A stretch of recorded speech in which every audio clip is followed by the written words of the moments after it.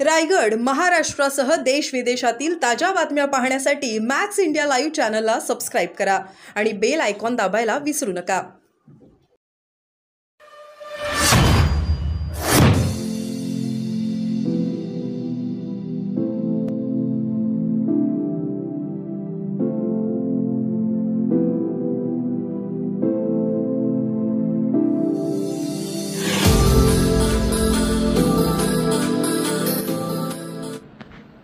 महाराष्ट्र शासनाच्या वतीने अनुसूचित जाती आणि अनुसूचित जमाती या वर्गाच्या कल्याणाकरिता अनेक योजना आहेत आणि त्यासाठीची विशेष तरतूद देखील उपलब्ध आहे। असे असताना देखील असं निदर्शनास येते की अनेक विभागांच्या मार्फत हा निधी एकतर खर्च केला जात नाही किंवा योग्य लाभार्थ्यांपर्यंत त्याचा लाभ पोहोचत नाही।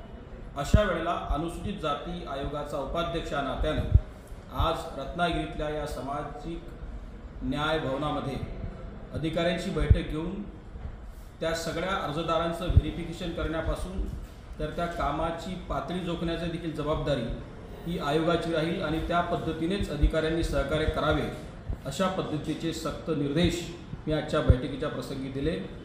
सगळ्या अधिकाऱ्यांचं सहकार्य निश्चित रूपानं प्राप्त होत आहे, परंतु अनेक ठिकाणी ज्या अडचणी दिसत आहेत त्या ठिकाणी आयोग मात्र निश्चितच कठोर कारवाई आणि कठोर उपाययोजना भविष्यात करेल।